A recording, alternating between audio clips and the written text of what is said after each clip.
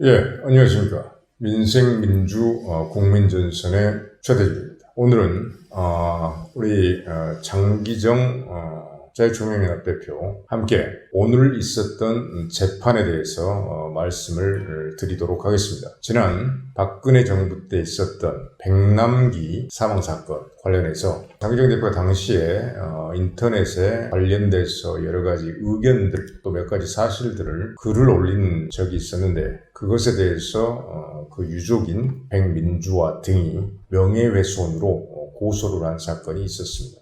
실제로 그 일은 2016년 10월에 있었고 고소가 이루어지고 재판이 진행되면서 검찰에서 기소가 이루어졌고 그래서 1심 선고가 6개월 전에 있었고 오늘은 항소심에서 2심 선고가 이루어진 것입니다. 조금만 이 문제에 대해서 더 자세히 설명을 좀 장 대표께서 해주시기 바랍니다. 다들 아실 겁니다. 2016년으로 알고 있는데 그 당시에 민중총궐기라고 그 좌파 단체들이 박근혜 정부 퇴진을 외치면서 했던 그 운동이었죠.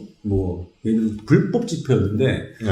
그때 이제 농민이라는 신분으로 백남기 씨가 그 집회를 하면서 물대포를 맞고 또 시위 과정에서 경찰들이 시위를 막는 과정에서 다쳐가지고 병원에 입원한 적이 있었습니다. 네.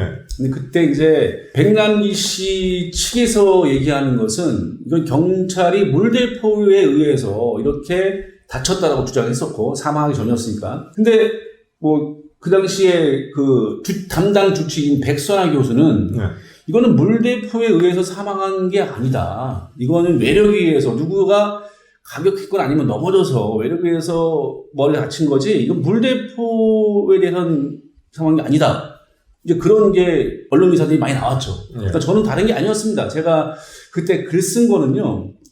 그때 백선아 교수가 백남기 씨의 주치의였습니다. 그럼 주치의라면 자기 환자에 대해서 더 확실하게 알 거 아닙니까? 이게 정말로 물대포에서 사망한 건지 아니면 다른 요인 때문에 사망한 건지 주치의 말고 더 다른 사람들이 그거를 확실하게 아는 사람들은 저는 제 개인적으로는 없을 거라고 생각하는데 백선아 교수가 분명히 그렇게 얘기했었고 이건 물대포에서 사망이 아니라고 얘기했었고 이거는 그 당시 유족들이 연명치료를 거부해서 그것 때문에 사망했다라고 분명히 나와있던 부분이었습니다. 네. 근데 제가 그거에 대해서 이거는 연명치료를 만약에 유족 측에 했다면 그렇게 쉽게 사망하지 않았을 거라고 그런 비슷한 취지에서 제가 글을 올린 적이 있었습니다. 근데 그 글이 백남 유족이 저에 대해서 명예훼손으로 고소한 사건이었죠. 그러니까 그때 당시에 명예훼손 두 가지로 저를 고소했습니다. 하나는 허위 사실 적시의 명예훼손, 하나는 사실 적시의 명예훼손. 근데 그때 백남기 유족이 저한테 허위사실이라고 한 부분은 뭐였냐? 제가 분명히 말씀드렸습니다. 그 당시에 백남기 유족들이 했던 집회가 몇 가지가 불법 집회가 있었다고 저는 봐서 그렇게 쓴 글이 있는데 그거 가지고 백남기 유족은 저는 허위사실이란 명예훼손으로 제가 고소를 당했는데 그게 1심 판결에서는 무죄가 나왔습니다. 네. 그 다음에 1심 판결에서는 제가 유죄 받은 게 사실적시만 유죄를 받았다. 그게 뭐냐? 제가 그 당시에 주장했던 부분들이 허위사실이 아니고, 맞다. 그 당시에 백민주와라는 그 딸이죠. 유족 딸이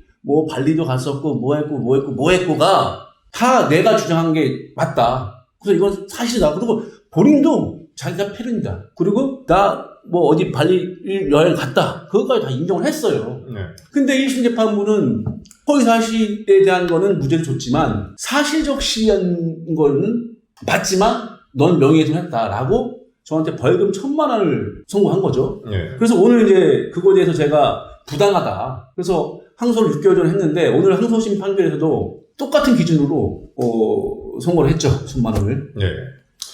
오늘 저도 제 동지들하고 함께 장기정 대표 서울중앙지법에서 열린 항소심 공판을 참석을 하고 왔는데 항소심 재판부의 이번 2심 판결 이해하기가 어려웠습니다. 일단 사실적시에 의한 명예훼손, 특히 이제 가장 핵심적인 부분이 비방할 의도가 있었는가 이런 부분인데 말 그대로 휴가를 갔었다.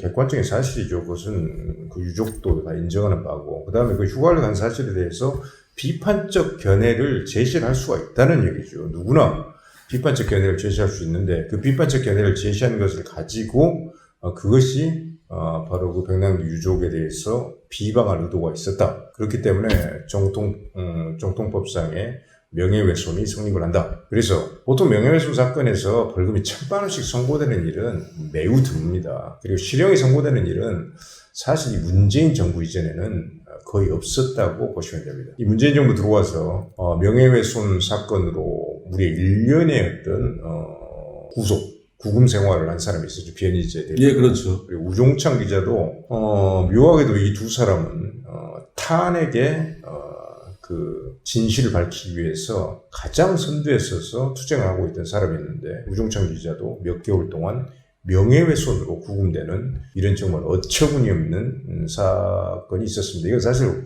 저희들이 판단하기에는 정치 탄압이라고밖에 볼 수가 없습니다. 이번 장 대표의 1,000만 원, 벌금 1,000만 원 선고도 분명히 객관적 사실을 제시를 했고 거기에 대한 우리가 상식적인 수준에서 봤을 때 비판적 견해를 제시했음에도 불구하고 그것이 비방 의도가 있었다는 법리를 뒤집어 씌워서 1,000만 원을 선고했다. 저희들은 이 판결을 절대 인정할 수가 없지만 이것을 더 질질 끌 수는 없습니다. 지금 현재 5년이 됐기 때문에 그런 사실이 있고 고소가 이루어지고 1심 재판, 2심 재판 내려지기까지 5년의 시간이 지났기 때문에 저희들이 이 사건을 더 이상 질질 끌 수는 없고 다만 제가 오늘 장 대표하고 분명히 말씀드릴 수 있는 것은 향후 정권이 교체되고 정말로 진실과 공정성, 정의 그리고 자유 대한민국의 가치를 바로 세울 수 있는 그런 정권이 들어졌을 때 저희들은 분명히 재심 청구를 통해서 이 사건을 바로 잡아놓을 것이라는 점을 분명히 말씀드리겠습니다. 제가 여기서 한 가지만 더 덧붙이자면요. 사실 명예훼손이라는 건요. 공적인 인물한테는 거의 명예훼손죄가 성립이 안 되는데 그렇죠. 제가 사실 이제 백민주와 유족들은 공적인 인물은 사실은 아니지만 근데 그 당시에 아시겠지만 대한민국 국민이 그 당시에 백남기 유족을 모르는 사람이 어디 있습니까? 그리고 적극적으로 유족들이 나서서 자신들의 입장을 발표를 했지 않습니까? 수많은 언론들이 나서서 그것을 보도를 했고 그래서 재판부에서도 인정하시 제한된 어떤 공적인 인물이었다. 그런 점을 인정을 했던 것이고 그래서 이것은 아까도 제가 말씀드렸지만 정치적인 어떤 보복 거기에 어떤 편승한 정치 판결이라고밖에 볼 수가 없습니다. 저는 또 지난번에 우리 동지들이 또 우리 중앙지법에 갔다 왔었죠. 예. 박주신이 예. 너무 유명한 사건입니다. 말 그대로 사진이 말 그대로 자생 한방병원하고 공군 엑스레이, 세브란스 나중에 엑스레이 이런 어떤 사진들이 같지가 않다. 또 MRI 소견이 기본적으로 20대 것으로 볼 수 없다. 이런 등등해서 결국은 최종적으로 박주신의 어떤 병역비리 의혹이 있다. 그런 사건에 대해서 그것도 이제 제가 이건 기소된 것인데 공소시효가 5년인데 5년을 불과 몇 개월 앞두고 작년 하반기 때 저에 대한 전격적인 공소제기가 이루어졌고 이것도 전례가 거의 없는 사건입니다. 이건 역시 저희들은 정치 보복이라고 보고 있는 것입니다. 오늘 장기정 대표에 대해서 1,000만 원의 어떤 벌금을 선고한 건 역시 정치보복입니다.